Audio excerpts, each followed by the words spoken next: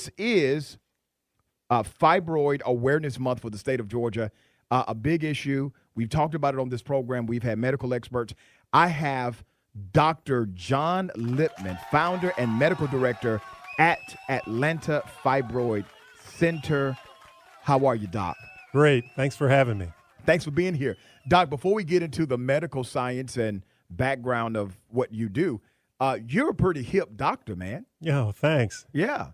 You social media, we were talking about Spears, the comedian. You went and saw him not too long ago. I did. How was that? Yeah, it was great. It was down in the Uptown Comedy Club, and he was very good. I'm a mad TV. Yeah, he's naturally funny. He's a really, really organically funny guy. Yeah, I love him and Mike McDonald and Mo Collins. Yep. I mean, they were just Will Sasso. They had a great group. Let me ask about your personal background. Why did you get involved in this kind of treatment, this type of cause? Because fibroid is a cause. It really is. I trained, I went to medical school at Georgetown, but then I did my radiology residency at Harvard at Brigham and Women's Hospital. And so throughout my kind of formative training, it was always emphasized in women's health, and I was always interested in that. And then when I came to Atlanta and started doing interventional radiology here at Atlanta, we started embolizing tumors, and I happened to present our data on embolizing liver tumors at the same time that this gentleman who did the first uterine fibroid embolization presented his first group of 11 cases to an audience. And I was in the audience. I couldn't believe, the light went off. And I came back to Atlanta, did the first one here, and have amassed the largest experience now in this uterine fibroid embolization procedure. It's one of the biggest medical breakthroughs for women. The biggest issue is that even though I've been doing this procedure almost 25 years, most women will never hear about it. And that's a real shame. And that's why I'm so glad you had me on today, and we can hopefully finally put this to rest, because women struggling with fibroids need to know they have options. It's not just hysterectomy. In fact, hysterectomy is a completely unnecessary surgery for fibroids. If you're dealing with cancer, totally appropriate. But the most common reason why women undergo hysterectomy in this country is for these benign fibroid tumors. And all women need to know about this, but particularly women of color, because they disproportionately suffer with fibroids. What's your relationship with Cynthia Bailey? Cynthia was a patient of mine, and she was brave enough to talk about this on Real Housewives of Atlanta a number of years ago. She was struggling with fibroids and had all the symptoms, the heavy bleeding and the pain, and she was looking pregnant. In fact, one of the things that prompted her to come forward was the paparazzis were going to publish a story about her being pregnant and who's the baby daddy and all this stuff. And she wasn't pregnant. It's just her uterus was enlarged by these benign tumors. And she was at a very fancy Bravo event with a beautiful white gown on, and all of a sudden blood just started coming out of her and just gushing everywhere, all over the floor, all over her. And she was mortified, but what was even, she was just backing up into the elevator, standing in a pool of her own blood, and people were coming up to her and trying to get selfies, if you can believe it. Oh my God. And she was like, "This is enough. I'm tired of dealing with this." And she came and saw us, and she got her life back. I mean, in fact, we were on the doctors together, and she showed a picture of the dress, and she was wearing it again, and she just looked amazing. Got her life back, got her sexy back, according to her. And so, she was thrilled. It was a complete transformation, as it is for a lot of women. We transform women's lives because a lot of women suffer terribly with these horrible periods. Everything they do revolves around it, and it doesn't have to be. We got more on the other side. 404-892-2703. If you got a question, 404-892-2703. I'm here with Dr. John Lipman, founder and medical director of Atlanta Fibroid Center. This is Fibroid Awareness Month in the state of Georgia. Big deal topic, big deal issue. I have friends and family that deal with this same issue of fibroid. fibroids, and some of them have gone through the surgery.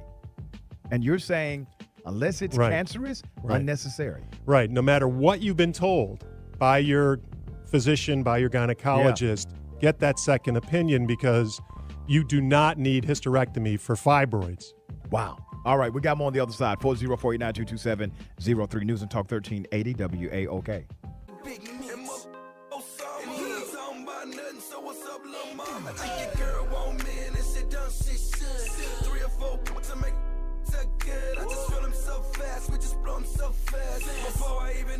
What's happening? Welcome back. 404-892-2703. Dr. Lipman, while you were talking, I received a text message from my dear friend, the president of City Council, Felicia Moore, and Councilwoman President Moore said, Rashad, your show today is life-changing for women. Dr. Lipman is among the foremost experts. He shared his message at City Hall. Please tell him hello. I appreciate that very much. She's been very supportive, and she's correct. We've been at City Hall a number of times speaking on fibroids and on UFE, and making sure that we try to get people to know they have options. If they're suffering with fibroids, you don't have to have surgery, and that's the most important message. You've been featured on The Doctors, CNN, USA Today, Newsweek, Newsweek.com, and many others. You've spoken at Tuskegee, Clark Atlanta, Morehouse, Spelman, many more. Yes. Wow. Good stuff. We got callers, man. It's a mission. I mean, as say, we've, we trying to get the message. I mean, if a woman understands that there are other options, why would she want to undergo unnecessary surgery? Surgery has its risks, and, it's not a simple thing. I mean, a lot of physicians will give a woman the impression that, oh, you're done having your kids, just have your uterus out. That has consequences for women. It changes women psychologically. It changes them sexually. There's increased bone loss. And now there's good evidence to suggest there's increased cardiovascular risk. Wow. And it's just unnecessary. You don't have to do this. UFE is outpatient, non-surgical, home the same day with a Band-Aid and your uterus. Let's go to Deborah in Atlanta. Deborah, good day. Welcome. Hi, Rashad. Hi, Dr. Lipman. How are you? Good, thank you. You won't remember me because you see so many patients, but you are awesome. I just want to tell women you are awesome. What I think you should talk about is let women know that they can even still conceive or become pregnant if they have that surgery with some women. And one thing I remember about your facility, I don't remember, it's been years, I don't remember getting any fees other than from the insurance, where I still owe like $100 or $1,000 or thousands of dollars after your service. It was so professional. And I just remember so many people being there and like just speaking on you. So when I heard you on Atlanta House, I said, oh, wow, okay, so I always get the best, and I know I have the best with you. So I just wanted to say that to women because who they're thinking about it. I just think it's awesome, and you are a great doctor. Oh, thank you so much for your kind words. And I appreciate you bringing up about the fertility, because we've had numerous children born after UFE. I've had 3 sets of twins born. Wow. And the births are typically full term and vaginal, versus if you have a myomectomy, surgery to remove some fibroids, you must have a C-section, another surgery. And so the more surgeries you have, the more likely you could get what are called adhesions, scar tissue, which can present, again, a whole nother avenue of problems for women. If you don't have any surgery, you don't have to worry about surgical adhesions. That's true. And ladies, I had my second son after I had my surgery with Dr. Lipman. And I believe, I can't remember, but I'm pretty sure that you gave me a referral to a doctor in reference to still seeing, if you were, how to conceive and things like that. So I don't want to get too technical, but I just want to tell ladies that if you're having that type of issue or that type of problem, mine are very small, but some are very large and they can be very problematic, that this is a good doctor. If you don't know anybody who's had it done or knows a doctor, I can tell you that Dr. Lipman is an excellent professional doctor. And thank you, Rashad. Thank you, Deborah. I appreciate your call. Let's go to Todd in Atlanta. Todd, you got a uterus problem? That's okay. It's important for men to get in touch with their feminine side. Oh man, a doctor. You don't let those two dudes contaminate your brain like that. I had a sincere question. I'm gonna move on and pretend a doc. I'm ashamed of you. Anyway, here's the question, and it's based on the fact that I have a handful of friends that three suffered through this, and two sisters who talk about this rather regularly. They're physicians. They're MDs. Is there a time period from the point that you find out that you have this that you should jump on it versus a time period where you got room to kind of find out if there's more before you jump on it? Because you follow what I'm asking? Yeah, that's a great question, because probably 80% of African-American adult women have these benign tumors, but unless you're having significant symptoms, you don't need to do anything about it. With the one exception is if the fibroids are determined to be the problem of a woman not being able to get pregnant or causing recurrent miscarriages. But other than that situation, if you're not having symptoms, you don't need to worry about them. Now, it's important to know what those symptoms are so you know when to come forward. But there are a lot of women that can have fibroids their whole life. They ride along in their uterus. We call them passengers. They don't bother the woman, and the woman doesn't have to bother the fibroids. But we're talking about women that have significant symptoms. It's the most common reason why women have heavy periods. It's very disabling for a lot of women. They have to change frequently. They have episodes of blood kind of gushing out, flooding, clots, passing these big, scary clots. It looks like a crime scene. So if they have significant symptoms, then that's something to come forward with. But just having fibroids, no. And one quick exiting question. Have you had, because this never came up in conversation when my sisters were talking about it, have you ever had an experience where someone has significant fibroids after their time period where they want to have children, or as they're approaching that menopause time? Sure. In fact, that's one of the most common times we see it. We don't see it typically in very young women. Like, we don't see teenagers typically, even in their early 20s. The most common time to see it is actually kind of late 30s, as a woman comes into this kind of perimenopausal phase where it's kind of the last squeeze of estrogen before menopause. So these fibroids that have been relatively dormant all of a sudden grow rapidly under this estrogen effect, and so they will then become problematic and people will come forward. So estrogen is a very important component of, nobody knows where they come from, but once they arrive, estrogen definitely causes them to grow. Thank you for addressing my questions, and please get out of here before your reputation gets further. Todd, we don't have your theme music today, but I will have it queued up next time. I appreciate your call, sir. 404-892-2703. We got more. We have other callers. They have questions for Dr. Lipman. 404-892-2703. News and Talk, 1380 WAOK. Hi, this is Bernadette Stannis, Thelma of Good Times. I listen to Real Talk with Rashad Richey, the realest man on Talk Radio, 1380 WAOK. 404-892-2703. I have Dr. John Lipman, founder and medical director of Atlanta Fibroid Center. He's been featured on The Doctors, CNN, USA Today, Newsweek, and many, many other outlets.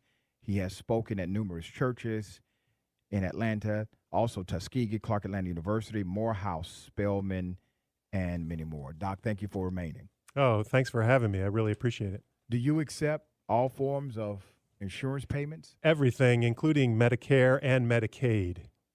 That's interesting. A lot of docs don't accept that. No, I've heard don't. they are a beast to work with. They are, but we feel a certain responsibility to the community, and we want to be able to do that. There are a lot of women struggling out there, and we realize that it is a business and there is financial things, but we just want to do what we can do. All right. We got another caller. Let's go to, is this Jairus? Jairus in Conyers, Georgia. Jairus, good day. Welcome. Hey, what's going on, Mr. Rashad? How are you? Good, sir. Good. I got a question for your guest. We know that, fibroids is among the highest risk among the African American community. That study saying that's 2 to 3 times more likely among the African American community. My question to you is that why aren't you or any other major health organization talking about the prevention of uterine fibroids? Oh, we talk quite a bit on the prevention. I mean, nobody knows exactly where they come from, but once they arrive, they grow with estrogen. And so one of the simplest things that we try to emphasize with our patients is to try to get an anti-estrogen approach, and that through a number of different channels. Everybody has a certain ideal weight for their frame, and so estrogen is stored in body fat. It's one of the reasons why African-American women disproportionately suffer, as you say, over other racial groups. They have more body fat than other racial groups. In fact, Asians have the lowest fibroid incidence and lowest body fat. So we try to get them to exercise, lose any excess body fat, eat better, exercise, try to avoid some of the main offenders in the food supply hormonally. It's difficult. You can't avoid it completely, but there are certain foods that are better for you. The colored fruits and vegetables have flavonoids in them, which block estrogen, which are really good. It's another reason why to eat colored fruits and vegetables. And so there are some strategies, anti-estrogen strategies, avoiding kind of red meat, chicken, and dairy. Now you can do little workarounds. You can do almond milk versus cow milk. You can do free-range organic chicken versus the hormonally plumped up chickens. Beef is a little harder. You can do soy, but there are estrogens in some soys, plant-based phytoestrogens. But my point is there are things you can do up front to try to, as best you can, because some of this is genetic. I mean, I have African-American women in my practice with very low body fats and very big fibroids. And if you look at their families, they got fibroids running through their families. So they're doing what they can do. But so some of this is genetic, but everybody can try to be as close to their ideal body weight as they can. It's one more reason. It's not only good for your fibroid health, it's good for your overall health.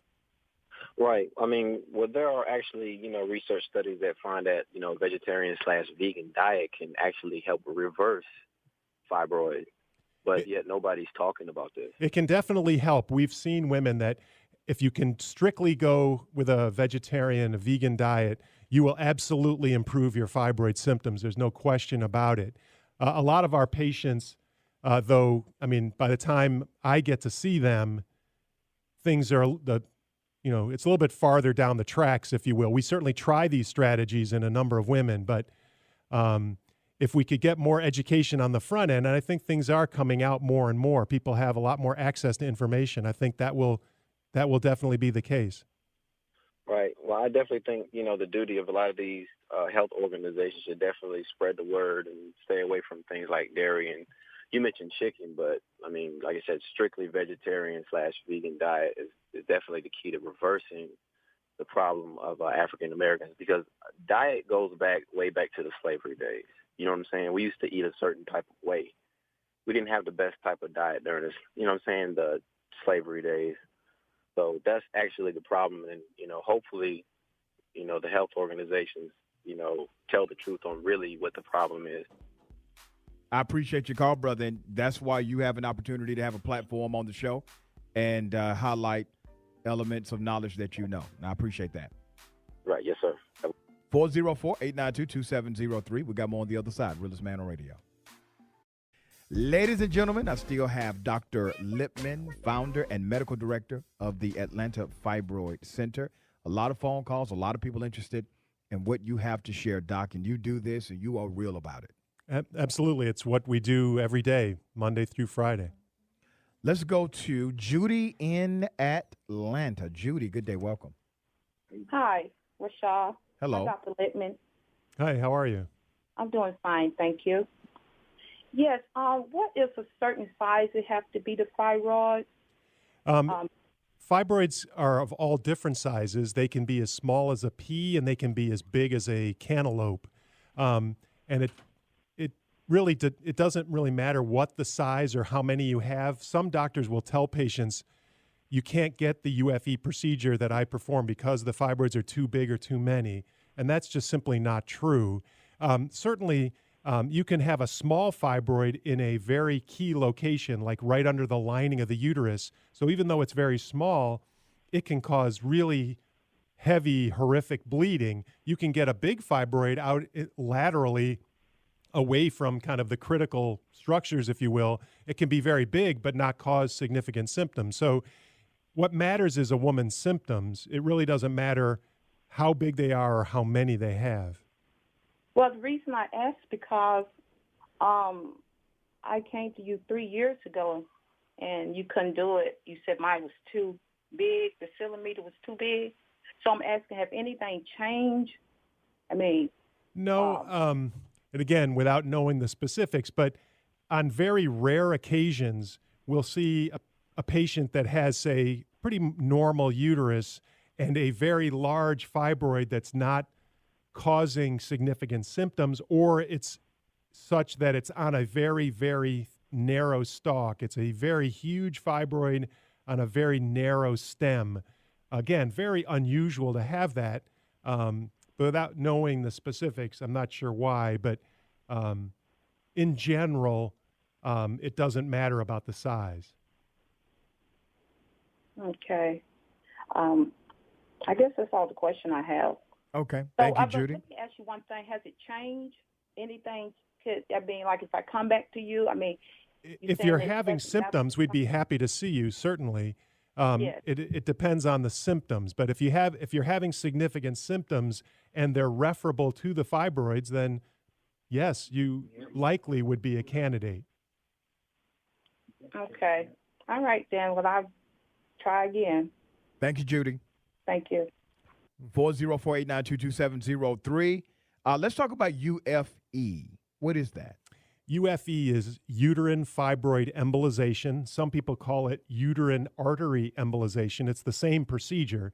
So it's not a surgery. Sometimes people refer to it as a surgical procedure. It is absolutely non-surgical. There's no cutting or any surgery whatsoever. It is a procedure that's done to treat fibroids. We gain access to the uterine artery. There's a uterine artery on each side of the uterus, and they supply that half of the uterus. And so we gain entrance into the body and steer a little tiny catheter the size of a piece of spaghetti into each uterine artery separately. The uterine artery branches like a tree, getting smaller and smaller branches till you get out to the leaves. The fibroids are the leaves of the tree. I know what size they are, and I can flow direct these tiny particles to cut the blood supply off to all the tiny fibroid branches. The big trunk and the main branches that supply the uterus stays alive. And as I mentioned earlier, you can have children after UFE, but all the fibroids die. And as they do, they soften and shrink, and a woman's symptoms disappear. So this procedure takes me about 30 to 40 minutes. Afterwards, we pull the little tiny catheter out and put a Band-Aid on the top of the right leg where we go in.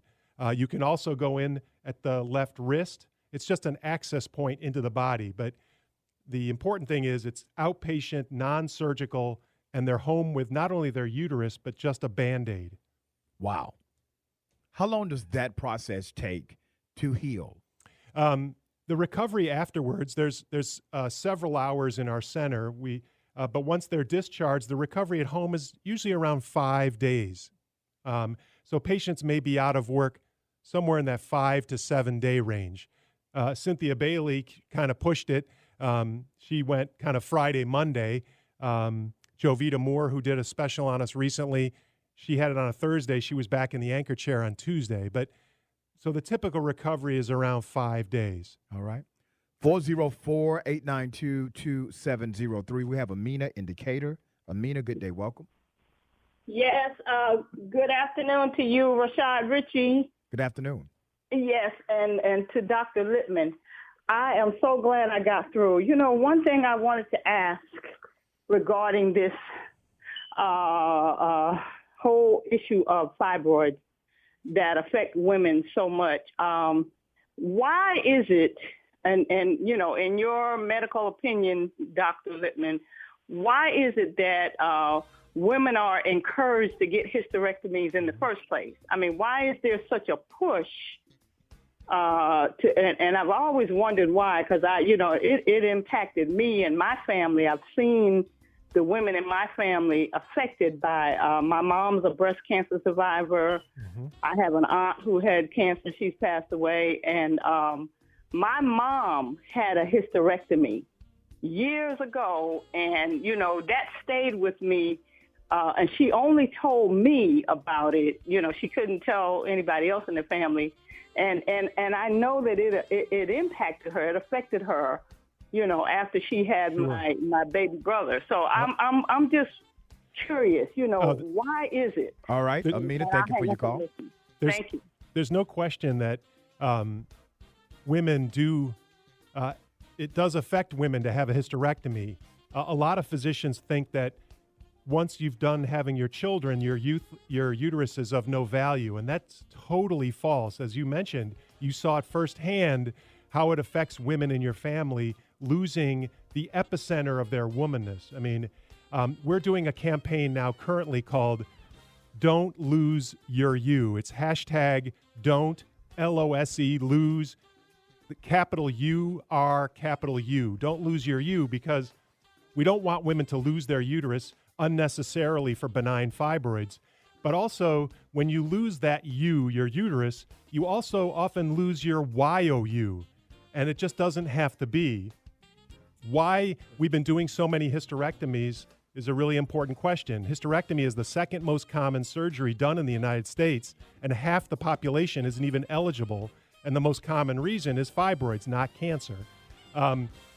So it's a surgeons like to operate, and that's what we've been doing for a long time. And sometimes in medicine, change is very difficult. And so we're trying to make that change happen. All right, we got more on the other side. 404-892-2703. I got Dr. Lipman, News and Talk 1380, WAOK. What's happening? Welcome back. 404-892-2703. Having fun with Dr. Lipman. He has to go, but before he goes, I wanted to make sure he could answer as many questions as possible. We will feature him in the future so that we can create a real forum for Q&A. Okay, this is such an important topic in our community. We cannot gloss over it, but I have kept him way beyond his scheduled time. Let's go to Ann in Atlanta. Ann, good day, welcome. Hey, if an older woman, 72, presents with a mass in the uterus, can it be treated pretty much with the same embolism process? Would you consider it, or would you automatically recommend hysterectomy? Secondly, Are there any black males or females doing what you're doing, medical doctors? We have so few black medical doctors nowadays, and I was just wondering, do you know of any black ones? Thank you. Thank you, Ms. Ann. I can answer the second one quickly. Yes, there are. There are a number of excellent African-American physicians, not only here but in other cities. I happen to volunteer at Morehouse and interview the prospective medical students, and I can tell you that we're in really good hands. But the first question is, for a 72-year-old, usually once a woman is in menopause, fibroids are not an issue anymore. Now, occasionally we'll do some recently postmenopausal women that have urinary frequency. They're not heavy bleeding, but they're having urinary frequency from a fibroid that's still significant. So I would say likely you're not a candidate. I can't say that 100% because there are some occasional patients we'll do to help a surgeon make it an easier operation. So we will embolize a vascular tumor prior to them removing it. Got it. All right, let's go to Ebony in the A. Ebony, good day, welcome. Ebony. Hey, Rashad. Hey, what's happening? I'm wonderful. And hey, Dr. Lipman. I'm actually Dr. Lipman's patient. Nice. Dr. Lipman is a godsend. December 1st, 2016, you did my procedure. Changed my life. I thank you so much. Oh, you're so welcome. Sent so many people to you because it was life-changing. It often is transformational when women are suffering with these horrible periods that everything they do revolves around it. They may not work a couple days a month. They have to plan their social calendar based on it. They have extra clothing, extra gear. It's awful. There are over 1 million women in the country right now suffering on the sidelines. They don't want hysterectomy, and I don't blame them. So they're just told to kind of just suffer with this. They don't know about UFE, and that's what we're trying to reach those women, because we can immediately transform their lives and make it so much better for them. They get back in the game, get back their life. That's right, and that's exactly what it did for me. And ladies, if you are still unsure, what resonated the most with me was that Dr. Lipman, his bedside manner is amazing. He talks to you, he breaks it down into plain English, and he makes you feel comfortable and allowed me to ask a bunch of questions. And not only is he amazing, but his staff is probably the nicest, most amazing bunch of people. They even sent me a card afterwards, like, we're just checking on you to make sure you're okay. Everybody signed it. They were just incredible. I'm so glad you said that, and I hope they're listening, because I'm very blessed to have an outstanding staff. One of the nice things about not working in a hospital setting is you can choose the people that work for you and understand your mission and what we want to do in the community. I only hire the most positive people. In fact, I read a book and I kind of stole his concept called Hospitality Quotient. This restaurateur in New York City who's very successful, Danny Meyer, said, I don't hire for IQ, I hire for HQ. It's hospitality quotient. It's the amount that you derive, pleasing other people. So if you have a high HQ, you can, you'll go places. Well, you and your staff have way more than exceeded that, because I tell you, I felt a little trepidation. My procedure was really early in the morning. I felt a little nervousness, and your staff was so unbelievably attentive and amazing. They're like, don't worry, honey, it's going to be okay. They were so supportive in the process. Oh, thank you so much for saying that. I'm kind of, they're kind of in the background and they don't get a lot of the kudos, but I'm glad you said that. Those are very kind words. Thank you. Thank you, Eben. You're welcome. Thank you. Bye-bye. All right, Doc, give out your information. How can people connect with you? Our office phone number is 770-953-2600, and our website has lots of information, atlii.com, atlii.com. We're also on Instagram, Dr._Lipman. Give out the phone number again, if you would. 770-953-2600. There it is, Doc. Insightful, informative. You're doing the work of God, and we appreciate it. I appreciate you so much. Thank you. All right.